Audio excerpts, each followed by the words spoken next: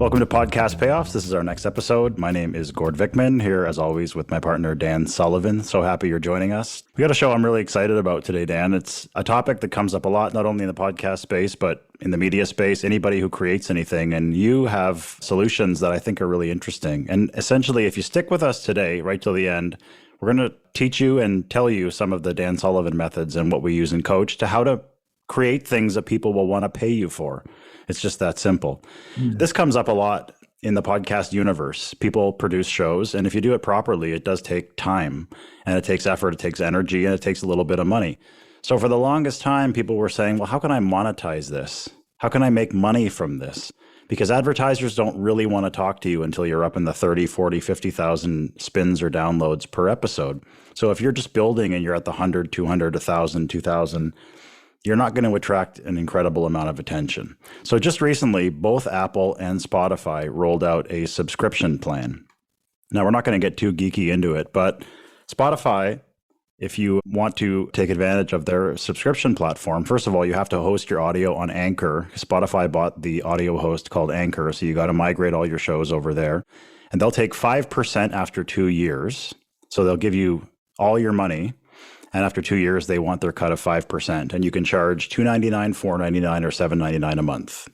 Apple, not to be outdone, they take 30% immediately. That's a big mouthful. And then if people stick with you for a year or longer, they'll knock that down to 15%. And then they have other options, which kind of, Dan, you've heard of Patreon, where people can produce content, and then, you pay for special access to certain things and you give them a monthly fee to continue doing what they're doing. Apple's kind of rolled a bit of Patreon into that, where you can do what they call freemium content. So you can have a free podcast, but then if you want a special episode, you can subscribe to those special episodes. So half of it is free and maybe half of it is not. They really kind of let you do what you want to do. All the ad revenue that you may be bringing in is yours. So this is Apple's handshake, I guess, to podcasters and Spotify, because for the longest time, people didn't really know how to make money from doing their shows. And I thought it'd be interesting, Dan, I thought of the strategy circle when I was kind of reading about this, because the strategy circle, as you've mentioned before, is the very first idea that you came up with that you realized, holy smokes, people are going to pay me for this. So could you just go back to that concept and the process of making it, and when you realized maybe, I think it was the earliest conversations with Babs when you realized that, oh my gosh, I have something here that people are actually going to want to pay me for. Yeah, well, I started coaching, period, in 1974. It was just something that I felt I had skills to. I mean, all entrepreneurs get into the marketplace because they believe that they have something to contribute. I had about 8 years of R&D, some of it very, very enlightening and some of it very painful.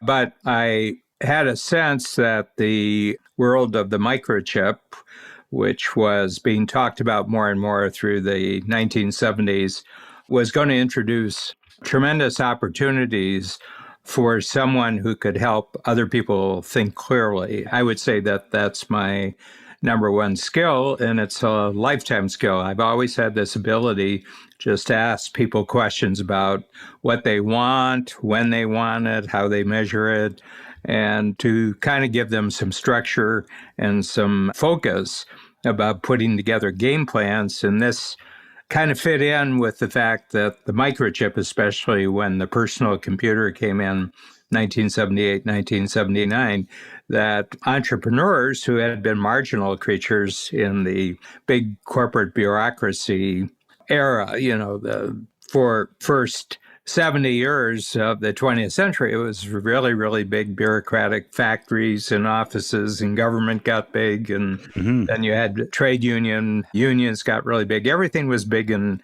sort of a pyramid. You worked in a hierarchy. And on the fringes, on the borders of this, was entrepreneurial activity. I had a feeling that the microchip, then the personal computer, was going to give individual entrepreneurs and small companies the kind of backstage thinking power, if you will, decision-making power, having good data, that previously you had to have a big corporation, you had to have a big company. And I had read a lot of articles predicting this, so I collected them. And what I discovered is that a very fundamental breakthrough. And this started in 1982. And we've been consistent with it over, the last 39 years. And that is that people would pay for thinking. Mm-hmm. In other words, if you showed people processes and methods for thinking about things, that people would actually pay for that. So it was sort of the in-person equivalent of what later became software programs, where software programs would direct your thinking. They would ask you questions. And of course, there's thousands of them in various industries. But the difference with those type of systems and actually having a person there is that the person will continually modify and change their questions as you give answers. So it's much more dynamic. And then I had zeroed in on entrepreneurs as the best target market, the best clients that I would. And I started with one process, which is called the Strategy Circle in 1982, as you mentioned. To this day, it's still the mothership for all the other thinking tools we've created in Strategic Coach. We have the cocktail napkin illustration, for lack of a better. I'm sure it wasn't well, it could have been. I don't know. Did you draw it on a cocktail napkin? Actually, it was sort of architect's vellum. So it was a neat thing. I just drew it on a big, huge piece of paper. It was 17 by 22, which is sort of an artist's sketch. And I drew this sort of pictures what happens to your thinking as you go through the process of the strategy circle. And what it is that it gets you to identify your vision. You have a vision. I would put time frames on this, and sometimes it was 6 months, sometimes it was a year. Probably it settled in around 3 years that I would work with entrepreneurs, 12 quarters, and they would pay me by the quarter to guide them through thinking towards the achievement of very significant business and personal goals. I did that from 82 to 88, and I probably did it with 100 individuals and groups. What I began to realize was that about 80% of how people think about the future is exactly the same, regardless of what occupation they're doing. There's kind of like an 80% to entrepreneurial thinking that you can actually capture in the form of processes and structures. That gave me the confidence, along with Babs, my partner, who really saw the implications of what I was doing. She said, this is going to be really big. So in 89, we said we can put this into a workshop format. So instead of just having one person that I would work with for 2 or 3 hours, I would work with a room full of people for 7 hours. Mm-hmm. We thought maybe there's a limit to it. Maybe there's 20 people and get it to 20 people. But actually, I've tested it with over 100, and it works just as well. So that's a huge multiplier. First of all, I've got a thinking process. Everybody goes through the same process, regardless of what their business is. And they can talk about how they're experiencing it, even if in a room you have 20 or 30 different industries. You're taking people through a common thinking process. And then we would identify certain things about how you think about time and how you think about your clients and how you think about teamwork. So that original thinking process started to generate other thinking process. And I think we're up to over 100 that we have, where we have copyrights and we have trademarks, we name them. And then it allowed us to have other coaches. So we have 17 other coaches now and thousands of clients. We do about 500 workshop days a year. And it got out of hand, Gord. That's the only thing I can say. I would say, yeah, that got a little bit out of hand. And we still find that the in-person is actually very desirable for people who just want to think something through, and they want it to be a creative interaction. So that's really where we went. And of course, we took advantage of software. We took advantage of, the internet. We're taking advantage of mobile. And now we're into a new realm, I think, here in 2021, that we're entering a whole new world. I think that the microchip was first, then, the personal computer, and then the internet, and then you had cell phones. But I think we're entering with the invention of the blockchain and various products that come off the blockchain that you can put on the blockchain. I think we're into something brand new. And of course, we're aided now with the great success of virtual conferencing, especially Hmm. Zoom, over the last year. So it's speeding up. I mean, really, we're experiencing, quite quick, constant technological upgrades so that the original premise that individuals, just lone individuals and small groups of people, have more and more reach, they have more and more capability, and they can have a bigger vision of what they're doing. So Babs obviously was the main catalyst when she looked at you and looked at the strategy circle and said, this is going to be really big. Now, Babs does not have the time nor the inclination to go around to everyone's ideas and give her opinion on whether this is something that people will pay for. So thinking back, Dan, was there one particular thing when you were looking at that or any tool? Is there one specific thing, and even from all the entrepreneurs that you've coached, is there any one specific thing or is there any way to find out without actually running the test on check writers? Or is that the only way to figure it out? There's lots of work done in universities and done what I would call in large bureaucracies about creating better thinking methods. How do we make decisions faster? How do we create plans faster? But my sense is that there's something unique about the entrepreneurial world. One is that you're dealing with individuals who literally take their capabilities, but most of all, their confidence in the marketplace and said, I can create a different kind of value for you in terms of how you're thinking about the world. My feeling is that the greatest test of value is actually to test on people who would pay you for it if they're convinced that it's right. So that's one of our real safeguards in Coach, is that our tools are really tested on people who see their own immediate self-interest involved. They're not going to just try out an idea because it's kind of a neat idea.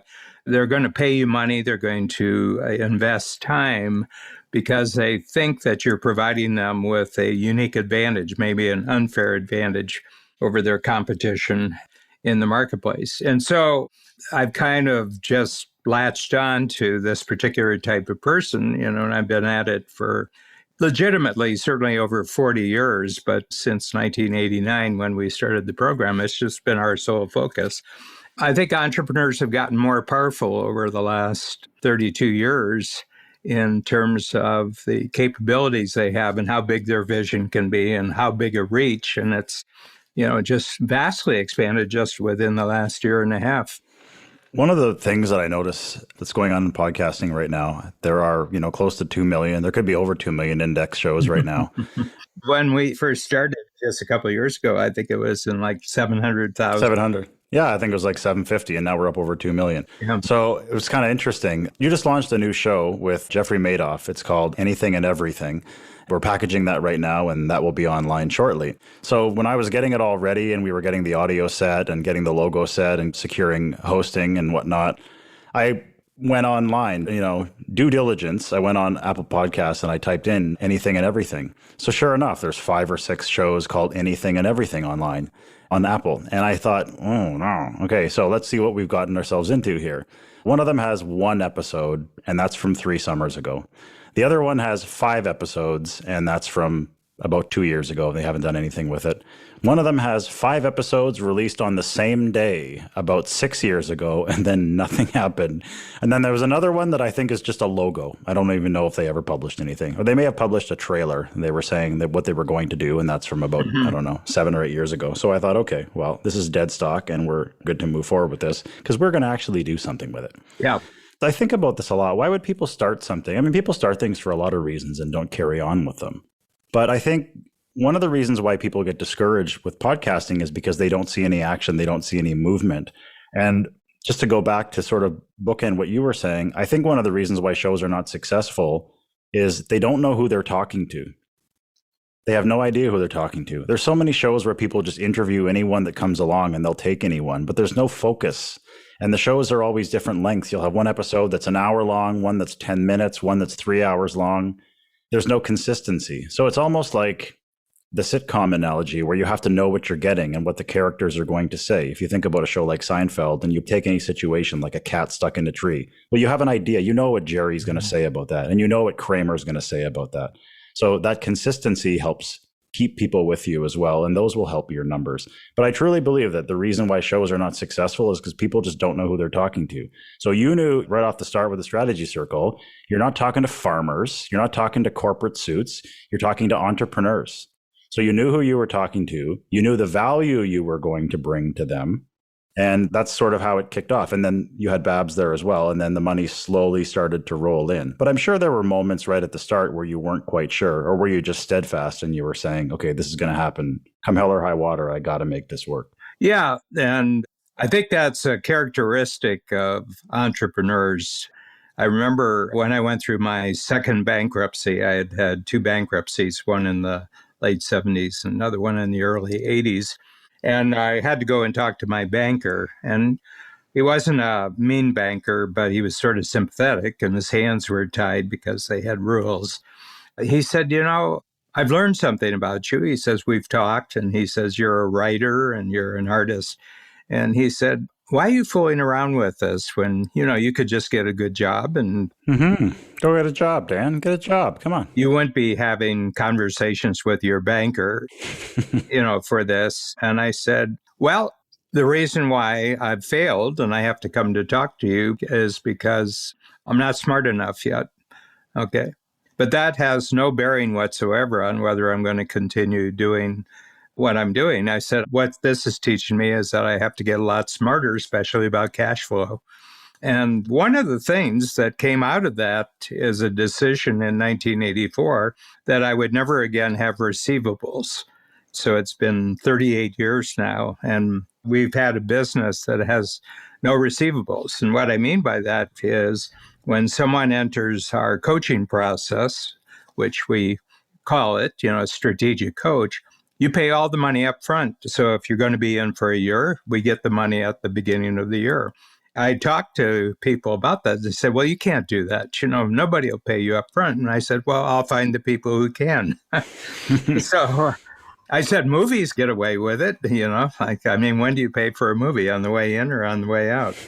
The thing is that there was no question in my mind that I would ever not develop and pursue and keep building what I was doing. So I was dead set on that. The way I looked at it is if I completely fail, for my whole life, I'm just one out of billions of human beings. Nobody will even miss me. It's not like the world is depending on me.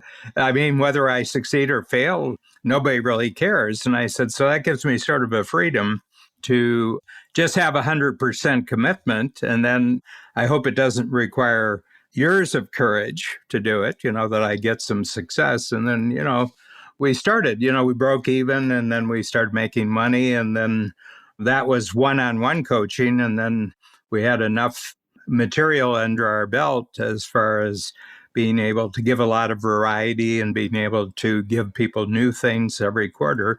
So we started in 1989 and, every quarter over that period, we're in the 32nd year. I've created brand new material every quarter. And that's really the essence about it, But going back to, Gord, your point about people not being real clear why they're doing a podcast. I'm not doing this to be a famous podcaster. I'm developing different idea channels that directly contribute to people signing up for a strategic coach. And we've got a big price tag. We're not a cheap program. And the people who write the check, this doesn't have to be a big check to them, but they can see a big outcome if the program works for them. So to wrap this up and summarize, has anyone ever walked up to you point blank and just said, how do I monetize my ideas? Has anyone ever just done that because they're totally lost? Because I feel like that's what I threw at you at the beginning of the show, and we've snaked our way down this river here. The big thing is, and this is hard for a lot of people to accept, but it really isn't about you. It's about how you can help other people with their future. Over the years, I've just gotten a lot more skillful at asking the questions that really allow an individual to talk about their future, and they find that valuable. Then I have a process where they select the measuring points in the future that would tell them that they're having a bigger and better future, and they find that valuable and they'll pay for it. And then they would like checkups where they can course correct, where they can measure progress, and they can start adding to their capability beyond themselves. And they find that very valuable and they'll pay for it. Okay.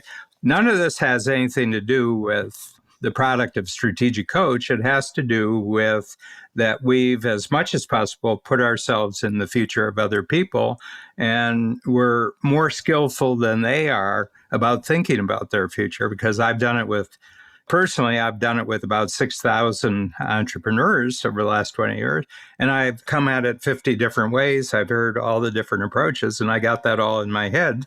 So you spend an hour with me and you're going to make 2 or 3 years of thinking progress, because I've really simplified it, And then our coaches do the same thing. So our whole company lives in the future of our clients. We wander around, we discover new things, but we simplify it. We've got an overview. And I think that's more and more what people consider really valuable. And certain kinds of people will pay a lot to make 3 years thinking progress in a very short period of time.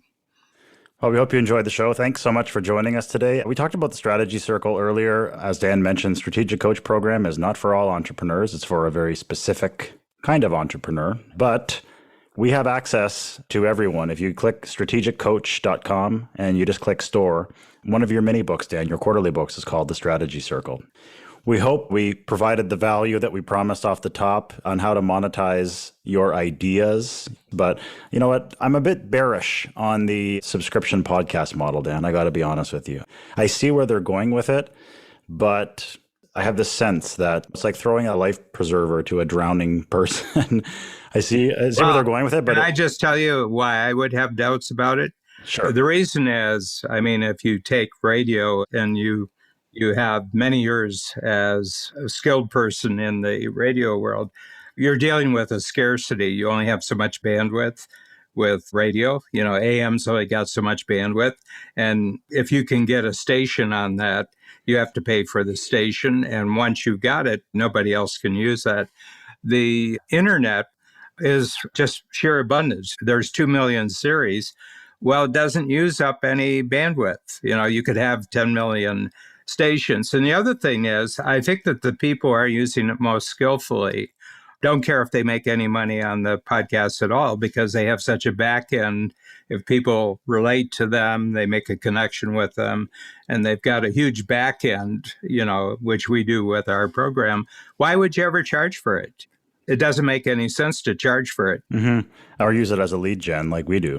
People hear your thoughts and the ideas and tools of coach. And they develop a relationship. You identified right off the bat that the pull of podcasts, the podcasts that I like, Joe Rogan, I really enjoy just watching how he asks questions, how he responds and everything like that. There's a lot to learn there, but it's got nothing that means that somebody's going to get control of it. What, Apple's going to get control of all 2 million series? I don't think so. And besides, they don't have any control over the internet. Mm-hmm. And I just feel like if there's a show that people aren't listening to before, they're certainly not going to pay to not listen to it either.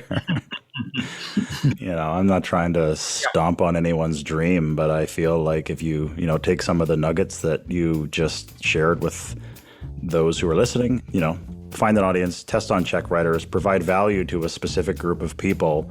There's no guarantees in life, there's no guarantees in business, but you'll be well on your way, at least in a more focused and with a lot more potential than you would have had otherwise.